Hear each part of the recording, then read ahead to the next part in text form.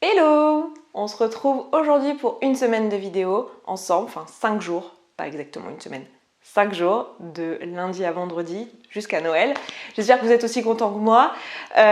Aujourd'hui on va parler de pensée identitaire. Vous le savez, si vous êtes là depuis un petit moment, ma vision des choses, c'est que la relation au poids et la problématique de poids, en fait, ça vient de notre identité, de ce qu'on se raconte à propos de soi, à propos de qui on est, de ce qui est possible. Tous les trucs de oui, mais moi je suis une bonne vivante, oui, mais il faut bien se faire plaisir de temps en temps, oui, mais j'ai pas du tout envie d'être frustrée, enfin, tout un tas de trucs genre oui, mais moi tu comprends, moi le chocolat, je ne peux pas résister, je suis comme ça a toujours été depuis que je suis petite. Voilà, toutes ces pensées-là, en fait, tout ce que je viens de vous dire là, c'est ce que j'appelle des pensées identitaires. Ce sont des pensées, des croyances qu'on a à propos de soi, qu'on croit tellement qu'en fait elles nous paraissent réelles et factuelles. On a l'impression qu'on énonce des faits, tu vois. Esther, je suis comme ça, ce n'est pas négociable, c'est la réalité de qui je suis. Et du coup, c'est hyper désempouvoirant parce qu'on se dit que comme c'est qui on est, c'est impossible pour nous de changer puisque c'est l'essence même de qui on est. Donc ces pensées-là, elles sont limitantes, elles sont bloquantes, parce que si vous vous faites une croyance identitaire autour du fait que par exemple vous abandonnez toujours les régimes, vous êtes incapable de volonté par exemple, bah, si vous faites une croyance limitante là-dessus, si vous faites cette croyance identitaire là-dessus, vous vous mettez dans l'impuissance, parce qu'en fait vous vous dites que c'est un truc à propos de vous, que ce n'est pas changeable, et vous voyez que c'est ce qu'on appelle une croyance limitante, c'est-à-dire qu'elle vous aide pas dans votre entreprise si l'un de vos buts c'est notamment de perdre du poids pour retrouver un poids de santé. Évidemment, là on parle à des personnes qui ont du poids à perdre, en supposant que vous êtes en surpoids ou en obésité. Donc aujourd'hui dans cette vidéo, on va particulièrement aller regarder comment on fait pour lever ces pensées-là, sachant que le but du jeu, globalement, c'est pas juste de trouver des petites astuces et des petites pensées à droite à gauche, c'est vraiment de faire un travail de fond identitaire et de comprendre qu'en fait, le corps que vous avez, mais pas que, toutes les activités que vous faites dans votre vie, votre travail, votre vie de famille, votre façon d'aborder les problématiques que vous rencontrez dans votre vie, tout ce que vous êtes et ce que vous représentez dans votre vie va dépendre de l'image que vous avez de vous-même, de la perception que vous avez du monde, de ce qui est possible, de votre vision des choses. Et ça, c'est ce que moi j'appelle l'identité. Donc c'est un travail identitaire à faire et l'objectif ici sur cette chaîne en particulier quand on parle de poids, c'est de passer de cette identité de grosse avec d'énormes guillemets vers cette identité de mince avec d'énormes guillemets également. Alors aujourd'hui je vais vous donner un outil qui va vous être utile, mais ce que je veux vraiment que vous compreniez, en fait ce travail c'est un travail de fond que vous êtes déjà en train de faire en fait. Au moment où vous regardez cette vidéo, si vous avez vu d'autres vidéos avant, que vous avez lu des bouquins dans votre vie, que vous avez eu des discussions à ce sujet-là, et qu'à un moment donné dans votre vie, il y a des choses qui étaient standards pour vous, tellement normales pour vous, et que ça a changé, en fait sachez que vous avez déjà commencer ce travail de changement identitaire. C'est-à-dire qu'aujourd'hui, vous n'êtes plus la même personne, vous ne voyez plus les choses de la même manière et vous avez déjà entamé ce travail-là. Et tout ce que vous faites en regardant ces vidéos et tout ce que vous entreprenez dans votre quotidien où vous voyez que vous êtes en train de nourrir votre esprit avec de nouvelles façons de voir les choses et à chaque fois que vous regardez une vidéo à moi et que vous dites punaise, ça m'a fait un déclic, ça m'a changé ma perception des choses, et bien là vous êtes en train de faire un travail de changement identitaire. Donc je veux vraiment que vous compreniez que c'est pas juste un travail qui va se baser sur un petit outil, enfin c'est pas comme ça que ça marche, et il y a aussi, et ça c'est vraiment important pour moi que vous le compreniez, il y a aussi une limite à ce travail-là à travers des livres, des vidéos YouTube et tout ce que je peux faire en collectif, c'est que en fait, dans le mot identité, il y a quand même l'identité quoi, qui vous êtes vous en tant que personne, et vous comprenez bien que ça c'est propre à chacun et que c'est hautement individuel quoi, je veux dire. Alors il y a plein de pensées identitaires qui sont en fait des trucs que vous pensez être votre identité mais qui sont en fait des injonctions sociales, des trucs que vous avez appris et qu'on peut déconstruire, donc ça moi je le fais volontiers avec vous globalement sur cette chaîne et je vous amène un maximum de pensées que je peux voir et que je peux vous aider à lever, vous proposer d'autres alternatives, d'autres visions des choses qui vous servent davantage et qui seront moins limitantes dans vos vies. Mais il faut voir que tout ça, ça a une limite. Et si vous ressentez cette limite, si vous voyez que vous êtes bloqué dans votre parcours, que vous n'arrivez pas à aller à l'étape d'après, pensez au fait que il est possible que là, vous arrivez à un moment dans votre vie où en fait, il faudra peut-être envisager du coaching. Et comme vous le savez, Je vous l'ai dit, on va vous proposer un atelier en ligne le 28. Donc les inscriptions sont ouvertes depuis hier. Hier c'était ouvert de manière privée à la liste email. Et aujourd'hui donc c'est ouvert de façon publique. Donc vous aurez le lien dans la barre d'infos. Et en fait on a décidé le 28 de faire un atelier toute la journée. Et le but de cet atelier en ligne, c'est vraiment d'aller bosser sur toutes ces pensées identitaires. Vraiment on va aller faire ce travail de essayer de comprendre pourquoi là vous êtes bloqué. Lever les blocages. Si là vous stagnez, si là vous avez vu que vous avez déjà fait pas mal de trucs en auto-coaching, en lisant des bouquins, en regardant cette chaîne, mais que vous êtes bloqué, on va aller essayer de lever un maximum de pensées que vous avez là, qui vous bloquent, qui vous font stagner, qui vous gardent dans votre identité actuelle, qui vous empêchent d'aller à l'étape d'après.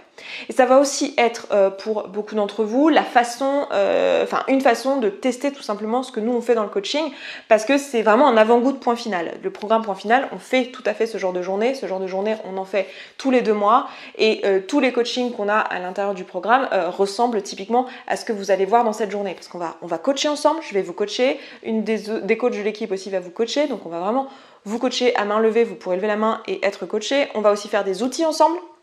Pendant la journée, on va aussi faire de l'apport théorique, du lever de croyances limitantes. On est aussi bien d'accord que vous n'allez pas en une journée résoudre toute cette problématique identitaire, qu'on soit clair, et même pas en 6 mois de programme d'ailleurs. En 6 mois, vous avez les clés en main, vous avez la maîtrise des outils, vous avez levé énormément de trucs avec nous, mais c'est un travail de fond qui va vous prendre probablement des mois, probablement des années pour aller lever des années et des années de croyances à propos de vous, à vous dévaloriser, à penser que les choses sont impossibles pour vous, que vous ne méritez pas autant que les autres et toutes ces choses-là. Donc vraiment, prenez patience là-dessus, mais ça va être une journée transformationnelle. En tout cas, c'est l'intention avec laquelle moi je vais y aller. Je vais être méga en forme et mon but, ça va être vraiment de vous apporter le maximum possible dans une journée. Je voulais à la fois vous permettre d'avoir accès à quoi ressemble le coaching dans Point Final, vous montrer la puissance du coaching, à la fois vous permettre de le faire sur un investissement en temps, en énergie et en argent qui soit court. C'est pour ça que c'est hyper accessible.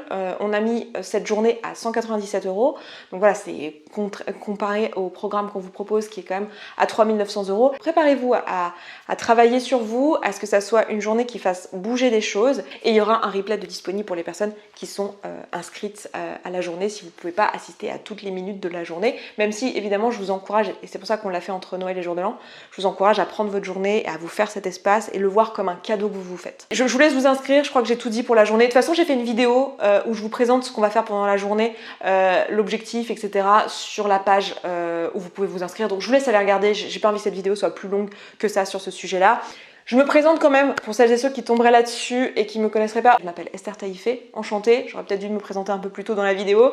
Je suis coach en émotion certifiée et moi et mon équipe, on est là pour vous aider au maximum à transformer votre vie. C'est notre objectif, vous aider à vous libérer totalement des pensées autour de la nourriture, que ça arrête d'être une obsession, que vous arrêtiez d'y penser tout le temps, que vous arrêtiez de vous sentir bloqué dans votre vie et que vous puissiez réussir dans ce domaine-là comme vous l'avez fait dans tous les autres domaines de votre vie. Si vous avez l'impression de réussir dans plein de domaines, professionnels, personnels, relationnels, etc., mais que vous dites, bon sang, le seul truc où je suis infoutu de dire non, le seul truc où j'ai pas de volonté, c'est la bouffe, je suis incapable de dire non à un verre de vin, je suis incapable de dire non à un deuxième dessert, je suis incapable de dire non à un cookie. Si vous ressentez là-dedans, alors que vous savez exactement quoi faire, je veux dire, vous êtes au courant que c'est pas une question d'éducation finalement autour de l'alimentation, même si on peut toujours en apprendre plus, s'informer davantage sur la nutrition, etc. Vous savez que dans les grandes lignes, vous avez bien conscience que vous nourrir de Nutella, c'est pas ce qui va servir votre corps, et vous avez bien conscience que manger des trucs qui sont pleins de vitamines, de fibres et de choses bonnes pour votre santé, ça serait mieux, mais vous n'arrivez pas à le faire. Donc si vous reconnaissez là-dedans, nous on peut vous aider. Donc vous pouvez déjà vous abonner à la chaîne. Vous avez vu cette semaine, du coup je fais des vidéos tous les jours, mais aussi vous abonner parce que sinon j'en fais tous les lundis. Et vous l'avez compris, on a un programme de coaching qui dure 6 mois, qui est le seul programme qu'on vous propose pour vous accompagner sur ce travail-là, parce qu'on a réfléchi à quelle était la meilleure façon de le faire, et c'est le seul. C'est pas que c'est la seule façon de faire, mais c'est la seule en laquelle nous on croit, parce qu'il y a ce travail identitaire de fond. Donc on veut vous faire un suivi personnalisé où dès le début vous avez une coach référente qui vous suit du début à la fin et qui va aller s'assurer que vous avancez et bosser avec vous sur toutes vos pensées identitaires, plus un travail en groupe qui est hyper puissant. Donc voilà, si vous voulez plus d'infos sur tout ça, allez regarder la barre d'infos.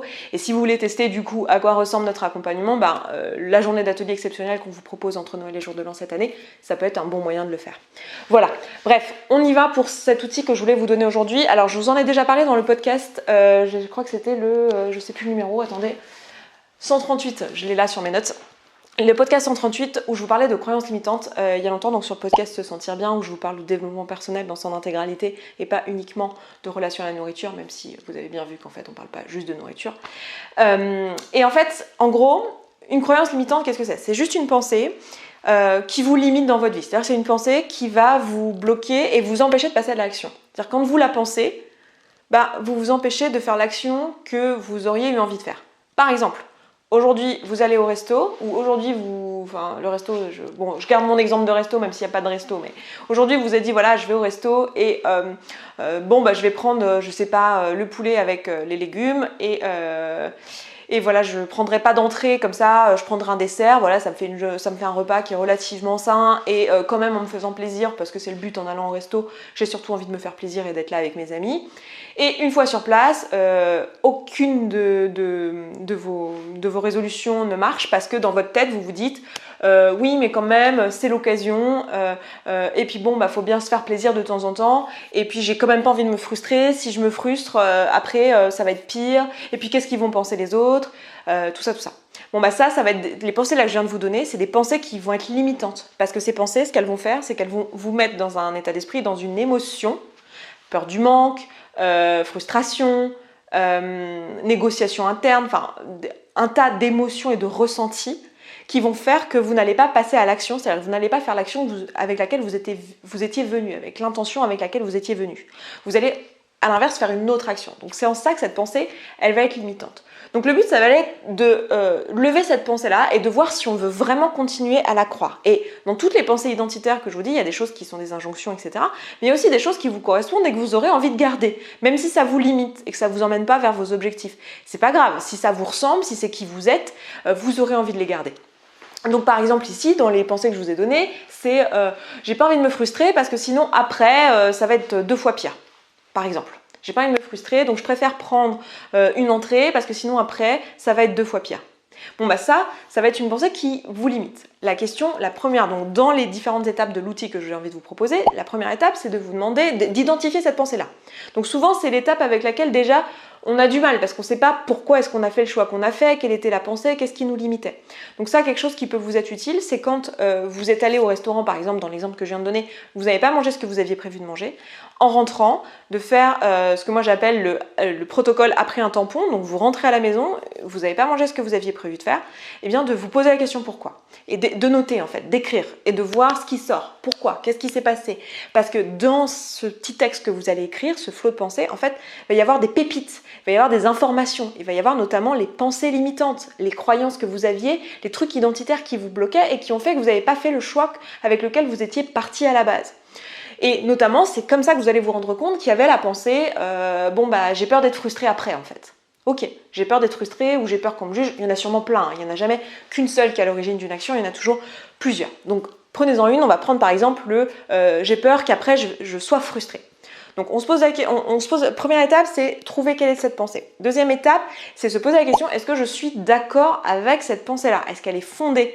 Est-ce que je suis en accord avec ? Et plein de fois, vous allez voir qu'il y a des pensées que vous avez comme ça, auxquelles vous ne croyez pas du tout. Passez bien par cette deuxième étape parce que parfois, vous allez juste dégommer la pensée comme ça en fait, en vous disant « Ah non mais en fait c'est du bullshit, j'y crois pas du tout ».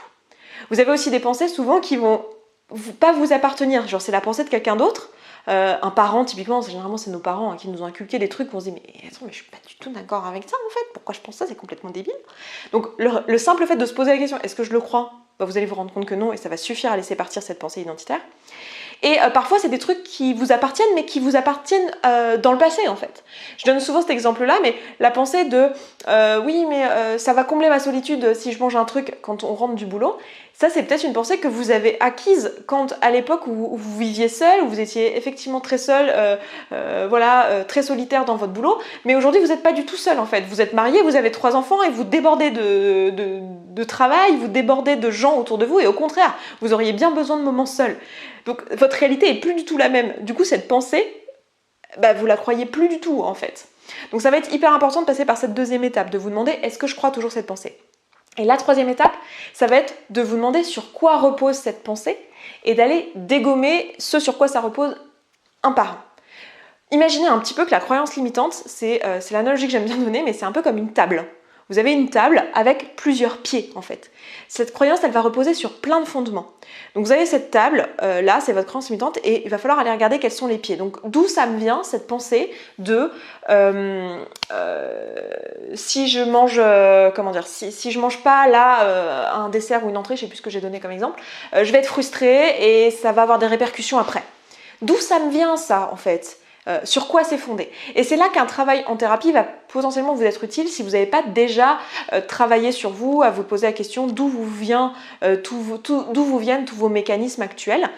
Et parfois pendant le coaching, vous allez vous apercevoir qu'avoir une thérapie en complément, ça va vous être utile. Donc dans ce cas, ne vous en faites pas, votre coach référente, si vous coachez avec nous en tout cas, votre coach référente, elle vous réorientera, elle vous le dira. Elle vous dira là, ça serait bien que ça, tu l'explores en thérapie parce que c'est là qu'est la limite du coaching. Donc par exemple, vous allez vous apercevoir qu'il y a beaucoup de pensées qui vous viennent, qui sont en fait grossophobes, qui sont en fait des injonctions sociales. Et vous allez pouvoir vous dire, ah ok, en fait ça ne m'appartient pas, c'est pas mon identité, c'est pas mes valeurs, c'est pas ce en quoi moi je crois, c'est un truc qui me vient du patriarcat, c'est un truc qui me vient de mes parents qui ont des croyances religieuses qui sont plus du tout les miennes, ça me vient, je sais pas, d'une prof à l'école qui m'a dit un jour cette pensée, mais en fait je suis pas d'accord avec, voilà, et d'aller trouver en fait d'où ça vous vient. Par exemple ici, le coup de la frustration, c'est un truc qui nous vient de la croyance que les circonstances ont un pouvoir sur nos émotions. Donc, autrement dit, la circonstance de je ne mange pas de crème brûlée ou je ne mange pas de foie gras en entrée, le résultat ça va être je me sens forcément frustrée.